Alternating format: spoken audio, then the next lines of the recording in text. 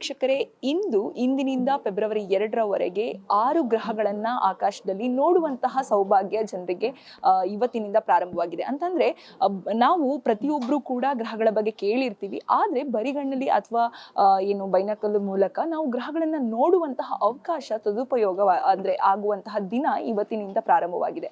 ಇದ್ರ ಬಗ್ಗೆ ತಿಳಿಸ್ಕೊಡ್ಲಿಕ್ಕೆ ನಮ್ಮ ಜೊತೆ ಇವತ್ತು ನೆಹರು ತಾರಾಲಯದ ನಿರ್ದೇಶಕರಾದಂತಹ ಡಾಕ್ಟರ್ ಗುರುಪ್ರಸಾದ್ ಅವರಿದ್ದಾರೆ. ಅವ್ರನ್ನ ಮಾತಾಡಿಸ್ತಾ ಹೋಗ್ತೀನಿ. ಸರ್ ನಮಸ್ತೆ. ನಮಸ್ಕಾರ. ನಾನು ಆಗ್ಲೇ ಹೇಳಿದ ಹಾಗೆ 6 ಗ್ರಹಗಳನ್ನ ಆಕಾಶದಲ್ಲಿ ನಾವು ನೋಡಬಹುದು ಅನ್ನುವಂತಹ ವಿಚಾರ ಎಲ್ಲೆಡೆ ಹರಿದಾಡ್ತಾ ಇದೆ. ಇದ್ರ ಬಗ್ಗೆ ನಿಮ್ಮ ಅಭಿಪ್ರಾಯ ಏನು ಸರ್? ಇದು ಇವತ್ತೇ ಅನ್ನೋದು ಏನು ಅಂತಹ ಒಂದು ವಿಶಿಷ್ಟವಾದ ದಿನ ಅಂತ ಹೇಳೋದಿಲ್ಲ. ಸಾಮಾನ್ಯವಾಗಿ ಜಗತ್ತಿನಲ್ಲಿ ಅನೇಕ ಕಡೆ ಕಾಣಿಸೋದು ಇವತ್ತಿನ ದಿವಸ ಅಂತ ಹೇಳಲಾಗ್ತಾ ಇದೆ.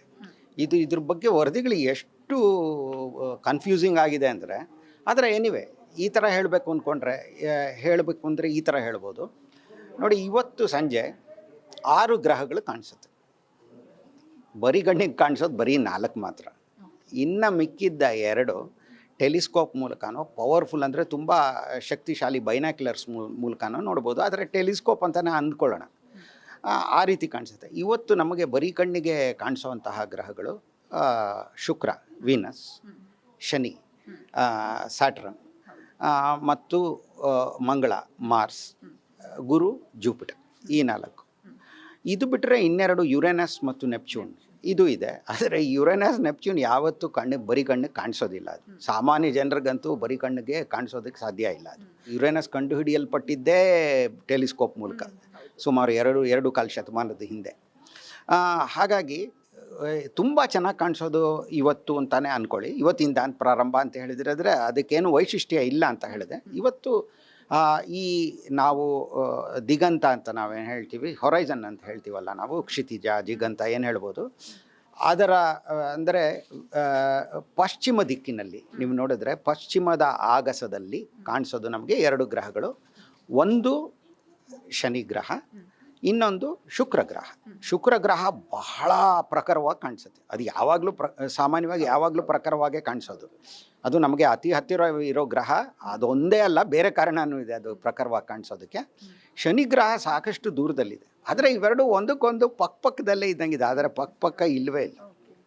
ನೋಡಿ, ಶುಕ್ರ ಗ್ರಹ ಸೂರ್ಯನಿಂದ ಸುಮಾರು ಸರಾಸರಿ 11 ಕೋಟಿ ಕಿಲೋಮೀಟರ್ ದೂರದಲ್ಲಿದೆ. ಭೂಮಿ 15 ಕೋಟಿ ದೂರದಲ್ಲಿದೆ.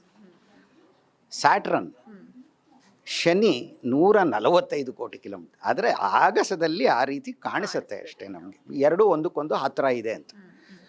ಆದರೆ ತುಂಬ ಬ್ರೈಟಾಗಿ ಅಂದರೆ ಪ್ರಖರವಾಗಿ ಕಾಣಿಸೋದು ಶುಕ್ರ. ಅಷ್ಟೊಂದು ಪ್ರಖರವಾಗಿಲ್ಲ, ಬಹುಮಟ್ಟಿಗೆ ಪ್ರಖರವಾಗಿ ಇಲ್ಲದೆ ಕಾಣಿಸೋವಂಥದ್ದು ಒಂದು ಬೆಳಕಿನ ಚುಕ್ಕಿ ಥರ ಕಾಣಿಸೋದು ಶನಿ, ಅದರ ಹತ್ತಿರ. ಇದಲ್ಲದೆ ನಾವು ಇನ್ನೊಂದು ಆಗಸದ ಮತ್ತೊಂದು ಭಾಗಕ್ಕೆ ಬಂದರೆ ಅಲ್ಲಿ ನಮಗೆ ಗುರುಗ್ರಹ ಕಾಣಿಸುತ್ತೆ. ಗುರುಗ್ರಹ ಅಂದರೆ ಜೂಪಿಟರ್.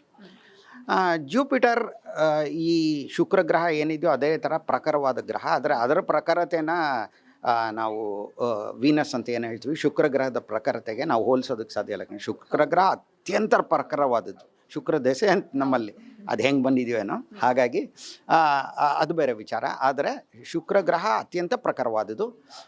ಗುರುಗ್ರಹ ಅದನ್ನು ಬಿಟ್ಟರೆ ಇದಲ್ಲದೆ ಮಂಗಳ ಗ್ರಹ ಇದೆ. ಮಂಗಳ ಗ್ರಹ ಇದು ಕಾಣಿಸುತ್ತೆ ರಾತ್ರಿ ಆಗಸದಲ್ಲಿ. ಇವೆಲ್ಲ ಸೂರ್ಯ ಮುಳುಗಿದ ಮೇಲೆ 1.5 ಗಂಟೆ 1-2 ಗಂಟೆ ಕಾಣಿಸುತ್ತೆ. ಈ 4 ಗ್ರಹಗಳು ಚೆನ್ನಾಗೇ ಕಾಣಿಸುತ್ತೆ. ಆದರೆ ಯಾವುದೇ ಗ್ರಹ ನಮಗೇನಾದರೂ ಅದು ದಿಗಂತದ ಹತ್ರ ಇದ್ದರೆ ಕಾಣಿಸೋದು ಕಷ್ಟ. ಆ ಥರ ಕಾಣಿಸೋದು ನಮಗೆ ಸಾಮಾನ್ಯವಾಗಿ ಯಾವಾಗಲೂ ಮರ್ಕ್ಯುರಿ ಅಂದರೆ ಬುಧ ಗ್ರಹ. ಅದು ಇವತ್ತೇನು ಕಾಣಿಸೋದಿಲ್ಲ. ಈ 6 ಗ್ರಹಗಳು ಅಂದರೆ ಶುಕ್ರ, ಶನಿ, ಗುರು, ಮಂಗಳ, ಈ 4 ನಾವು ಬರಿಗಣ್ಣಲ್ಲೇ ನೋಡ್ಬೋದು. ಇನ್ನು 2 ಗ್ರಹಗಳನ್ನು ನೋಡಬೇಕಾದ್ರೆ ನಾವು ಈ ಟೆಲಿಸ್ಕೋಪ್ ಮೂಲಕ ನೋಡ್ಬೋದು, ದೂರದರ್ಶಕದ ಮೂಲಕ ನೋಡಬೇಕಾಗುತ್ತೆ. ಇನ್ನೊಂದೇ ಒಂದು, ಫೆಬ್ರವರಿ 28ನೇ ತಾರೀಕು, ಇನ್ನೂ ತುಂಬ ದಿವಸ ಇದೆ, ಈ ಮರ್ಕ್ಯುರಿ ಕೂಡ ಇದಕ್ಕೆ ಸೇರ್ಕೊಳ್ಳುತ್ತೆ. ಅಂದರೆ ಇವಾಗ 6 ಗ್ರಹಗಳು ಏನು ಕಾಣಿಸ್ತಾ ಇದೆಯೋ ಅದೇ ರೀತಿ ಮತ್ತೊಂದು ಗ್ರಹ ಕೂಡ ಅಂದರೆ ಮರ್ಕ್ಯುರಿ, ಬುಧ ಗ್ರಹ ಕೂಡ ಈ ಒಂದು ಸಾಮಾನ್ಯವಾಗಿ ಪ್ಲಾನೆಟರಿ ಪೆರೇಡ್ ಅಂತ ಹೇಳ್ತಾ ಇದ್ದಾರೆ. ಈ ಗ್ರಹಗಳ ಪೆರೇಡ್ ಅನ್ನೋದು ಸರಿಯಾದ ಪದ ಅಲ್ಲ, ಆದರೆ ಸಾಮಾನ್ಯವಾಗಿ ಇದನ್ನು ಬಳಸ್ತಾ ಇದ್ದಾರೆ ಎಲ್ಲರೂ. ಯಾಕಂದರೆ ಪೆರೇಡ್ ಅಂದರೆ ನೋಡಿ, ಸೈನಿಕರು ಕವಾಯತ್ ಮಾಡ್ತಾ ಒಬ್ಬರು ಪಕ್ಕ ಒಬ್ಬರು ನಿಂತು, ಆ ರೀತಿ ಅಲ್ಲ, ಆಗಸದಲ್ಲಿ ರಾತ್ರಿ ಆಗಸದಲ್ಲಿ ಕಾಣಿಸ್ತಾ ಇವೆ.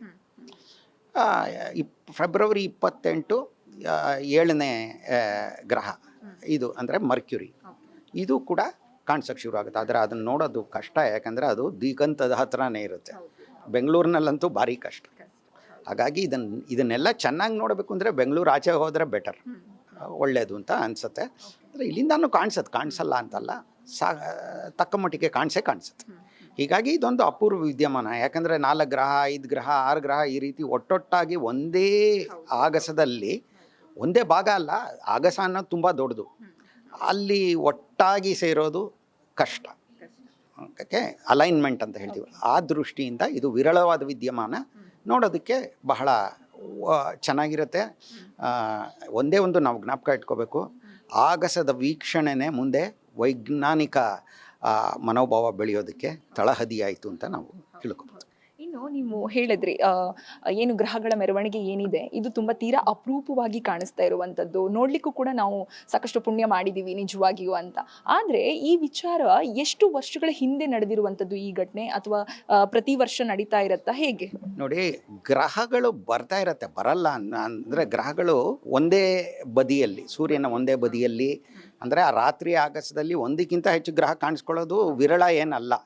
ಆದರೆ ಈ ರೀತಿ 6-7, ಇವಾಗ ಫೆಬ್ರವರಿ 28 7 ಗ್ರಹ ಇರೋದು. 7 ಗ್ರಹ ಅಂದರೆ ಭೂಮಿನ ಬಿಟ್ಟರೆ ಸೌರವ್ಯೂಹದ ಎಲ್ಲ ಗ್ರಹಗಳನ್ನು ನಾವು ನೋಡ್ದಂಗೆ ಆಯಿತು. ಇದು ಈ ರೀತಿ ಆಗೋದು ವಿರಳವಾದ ವಿದ್ಯಮಾನ. ಹಾಗಾಗಿ ಇದನ್ನು ಸಾಮಾನ್ಯವಾಗಿ ಹೇಳ್ತಾ ಇದ್ದಾರೆ. ಆದರೆ ಈ ಫೆಬ್ರವರಿಲೂ ಅಷ್ಟೇ ನನ್ನ ದೃಷ್ಟಿಯಿಂದ ನಾವು ಶುಕ್ರ, ಗುರು, ಮಂಗಳ ಈ 3 ಚೆನ್ನಾಗಿ ನೋಡ್ಬೋದು. ಶನಿ ಅಸ್ಪಷ್ಟವಾಗಿರುತ್ತೆ. ಮರ್ಕ್ಯುರಿ ಅಂದರೆ ಬುಧ ಗ್ರಹನ ನೋಡೋದು ಸ್ವಲ್ಪ ಕಷ್ಟವೇ, ಯಾಕಂದರೆ ಯಾವಾಗಲೂ ಅದು ಸೂರ್ಯನಿಗೆ ಹತ್ತಿರ ಇರುವಂತಹ ಗ್ರಹ, ಸೌರವ್ಯೂಹದ ಮೊದಲನೇ ಗ್ರಹ ಅದು. ಹಾಗಾಗಿ ನೋಡೋದು ಅಷ್ಟು ಸುಲಭ ಅಲ್ಲ. ಆದರೆ ಪರವಾಗಿಲ್ಲ, ಫೆಬ್ರವರಿ 28ರಿಂದ ಮಾರ್ಚ್ ಮೊದಲ ವಾರ ಆ ಟೈಮ್ನಲ್ಲಿ, ಆ ಒಂದು ವೇಳೆಯಲ್ಲಿ ನೋಡಬಹುದು ಅಂತ ಹೇಳ್ತಾ ಇದ್ದಾರೆ ಖಗೋಳಶಾಸ್ತ್ರ. ಇನ್ನು ಸಾಕಷ್ಟು ನಕ್ಷತ್ರಗಳಿರ್ತವೆ ಆಕಾಶದಲ್ಲಿ. ಶುಕ್ರಗ್ರಹ ನೀವಾಗಲೇ ಹೇಳಿದ್ರಿ, ಸಾಕಷ್ಟು ಹೊಳಪಿನಿಂದ ಕಾಣಿಸ್ತಾ ಇರುತ್ತೆ, ಸಾಕಷ್ಟು ಆಕರ್ಷವಾಗಿ ಕಾಣಿಸ್ತಾ ಇರುತ್ತೆ, ಹಾಗಾಗಿ ನಾವು ಗುರುತಿಸಬಹುದು ಅಂತ. ಆದರೆ ಉಳಿದ ಏನು ಶುಕ್ರಗ್ರಹದ ಜೊತೆಗೆ ಇನ್ನು 3 ಗ್ರಹಗಳು ಕೂಡ ಬರಿಗಣ್ಣಿಗೆ ಕಾಣಿಸಲ್ಪಡುತ್ತೆ. ಆ ಗ್ರಹಗಳನ್ನು ಕೂಡ ಜನರು ಯಾವ ರೀತಿಯಾಗಿ ಗುರುತಿಸಬಹುದು? ಇದು ಗ್ರಹಗಳು, ಇದು ನಾವು ನೋಡಿದ್ದೀವಿ ಅಂತ ಜನರು ಯಾವ ರೀತಿಯಾಗಿ ಗುರುತಿಸಬಹುದು? ಸಾಮಾನ್ಯವಾಗಿ ಗ್ರಹಗಳು ಮಿನುಗೋದಿಲ್ಲ. ನಕ್ಷತ್ರಗಳು ದೂರ ಇದೆ, ನಕ್ಷತ್ರಗಳ ದೂರಕ್ಕೆ ಹೋಲಿಸಿದ್ರೆ ಗ್ರಹಗಳ ಹತ್ರ ಇದೆ. ಸಾಮಾನ್ಯವಾಗಿ ಮಿನುಗುವಂತಹವು ನಕ್ಷತ್ರಗಳು. ಆಮೇಲೆ ಇವಾಗ ಎಷ್ಟೋ ಆ್ಯಪ್ಸ್ ಬಂದಿದೆ. ಆ್ಯಪ್ ಅಂದರೆ ನಾನು ಕನ್ನಡದಲ್ಲಿ ಏನು ಹೇಳೋದು, ಆ್ಯಪ್ ಅಂದರೆ ಎಲ್ರಿಗೂ ಗೊತ್ತಿರೋದೆ, ಅಬಾಲ ವೃದ್ಧರಾದಿಯಾಗಿ ಎಲ್ರಿಗೂ ಗೊತ್ತಿದೆ. ಹಾಗಾಗಿ ಆ್ಯಪ್ಗಳು ನೋಡಿಕೊಂಡು ಏನು ಕಾಣಿಸ್ತಾ ಇದೆ, ಎಲ್ಲಿ ಕಾಣಿಸ್ಬೋದು ಅಂತ ಅದು ತುಂಬ ಸುಲಭ ಇದೆ. ಹಾಗಾಗಿ ಜೊತೆಗೆ ಈ ತಾರಾಲಯದಲ್ಲಿ ನಾವು 25ನೇ ತಾರೀಕು ಒಂದು ಕಾರ್ಯಕ್ರಮನ ಹಾಕ್ಕೊಂಡಿದ್ದೀವಿ, ತೋರಿಸುವಂಥದ್ದು ನಮ್ಮ ಟೆಲಿಸ್ಕೋಪ್ಗಳ ಮೂಲಕ. ಹಾಗಾಗಿ ಆ್ಯಪ್ಗಳನ್ನ ಇದು ಮಾಡ್ಬೋದು. ಜೊತೆಗೆ ತಜ್ಞರಿಂದ ಒಂದು ಸ್ವಲ್ಪ ಮಾಹಿತಿ ಪಡೆದು, ಈಗಾಗಲೇ ಸಾಕಷ್ಟು ಮುದ್ರಣ ಮಾಧ್ಯಮ, ಎಲೆಕ್ಟ್ರಾನಿಕ್ ಮಾಧ್ಯಮದಲ್ಲಿ ಇದರ ಬಗ್ಗೆ ಬರ್ತಾನೆ ಇದೆ. ಆ ಮೂಲಕ ಸಾರ್ವಜನಿಕರು ಇದರಲ್ಲಿ ಭಾಗವಹಿಸ್ಬೋದು. ಒಂದು ಅಪೂರ್ವವಾದ ಅವಕಾಶ ಇದು. ಇನ್ನೊಂದು ಮಾಹಿತಿ ಏನಂತಂದರೆ, ಈ ಏನು ಗ್ರಹಗಳು ಕಾಣಿಸಲ್ಪಡುತ್ತೆ ಅದು ಯಾವ ಸಮಯದಲ್ಲಿ ನೋಡ್ಬೋದು? ಅಂದರೆ ಈ 6 ಗ್ರಹಗಳು ಒಂದೇ ಸಮಯದಲ್ಲಿ ಕಾಣಿಸಲ್ಪಡುತ್ತಾ, ಅಥವಾ ಆಯಾಯ ಒಂದೊಂದು ಸಮಯಕ್ಕೆ ಒಂದೊಂದು ಕಾಣಿಸಲ್ಪಡುತ್ತಾ, ಹೇಗೆ, ಯಾವ ಸಮಯದಲ್ಲಿ ನೋಡ್ಬೋದು? ನಾನು ಹೇಳಿದ್ನಲ್ಲ, ಈ 6 ಗ್ರಹಗಳು ಕಾಣಿಸೋದು ಇವತ್ತೇ ಅಂತ ತಗೊಳ್ಳೋಣ.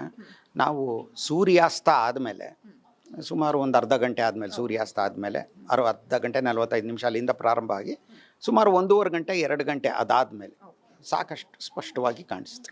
ಆಮೇಲೆ ಯಾಕಂದರೆ ಈ ಶುಕ್ರ ಗ್ರಹ ಹಾಗೂ ಶನಿ ಗ್ರಹ ಇದು ಪಶ್ಚಿಮದಲ್ಲಿದೆ, ಪಶ್ಚಿಮ ಅಂದರೆ ಮುಳುಗ್ಬಿಡುತ್ತೆ ಆಮೇಲೆ.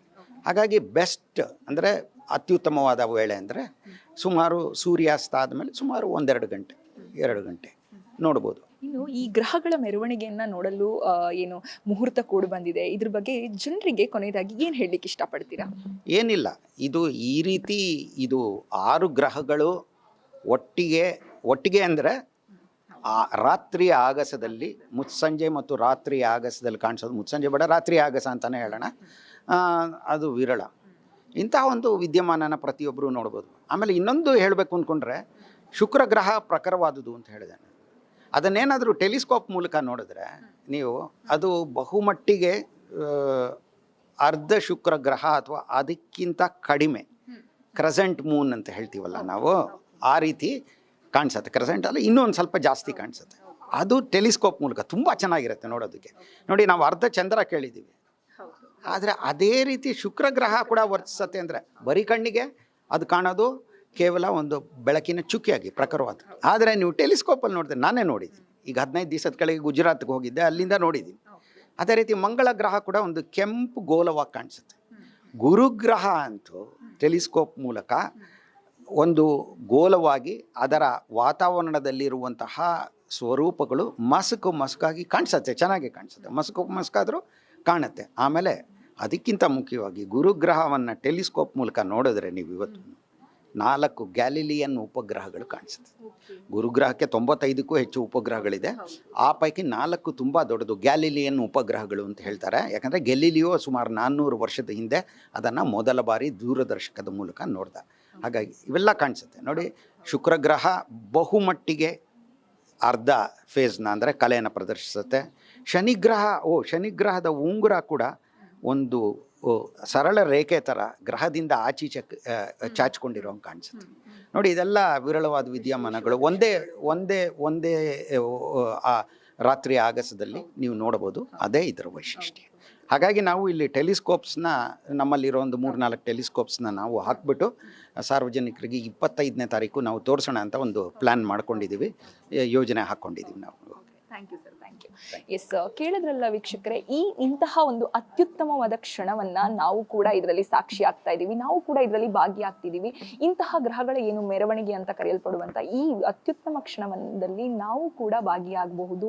ಹಾಗೇನೆ ನಾವು ಇದನ್ನ 4 ಗ್ರಹಗಳನ್ನ ಸರ್ ಹೇಳಿದಾಗೆ ಬರಿಗಣ್ಣಲ್ಲಿ ನೋಡ್ಬೋದು. 2 ಏನು ಗ್ರಹಗಳಿಗೆ ಟೆಲಿಸ್ಕೋಪ್ ಅಥವಾ ಬೈನಾಕ್ಯುಲರ್ ಮೂಲಕ ನೋಡ್ಬೋದಾದ ಅವಕಾಶ ಇದೆ. ಹಾಗೇನೆ ಏನು ನೆಹರು ತಾರಾಲಯದಲ್ಲೂ ಕೂಡ 25ನೇ ತಾರೀಕು ಏನು ಗ್ರಹಗಳನ್ನ ನೋಡ್ಲಿಕ್ಕೆ ಅವಕಾಶವನ್ನ ಕೂಡ ಮಾಡ್ಕೊಡ್ತಾ ಇದ್ದಾರೆ ಸಾರ್ವಜನಿಕರಿಗೆ. ಇದನ್ನು ಕೂಡ ನೀವು ಸದುಪಯೋಗ ಮಾಡಿಕೊಳ್ಳಿ. ಇದೆಲ್ಲ ವಿಚಾರವನ್ನ ಡಾಕ್ಟರ್ ಗುರುಪ್ರಸಾದ್ ಅವರಿಂದ ನಾವು ತಿಳ್ಕೊಂಡಿದ್ದೀವಿ. ಇದಾಗಿತ್ತು ಈ ಹೊತ್ತಿನ ವಿಶೇಷ ಸುದ್ದಿ. ಇನ್ನಷ್ಟು ಸುದ್ದಿಗಾಗಿ ನೋಡ್ತಾ ಇರಿ guarantee news. Camera person Ajay ಜೊತೆ ಶಮಿ ಶೆಟ್ಟಿ. ಗ್ಯಾರಂಟಿ ನ್ಯೂಸ್, ಸುದ್ದಿ ಖಚಿತ, ನ್ಯಾಯ ನಿಶ್ಚಿತ.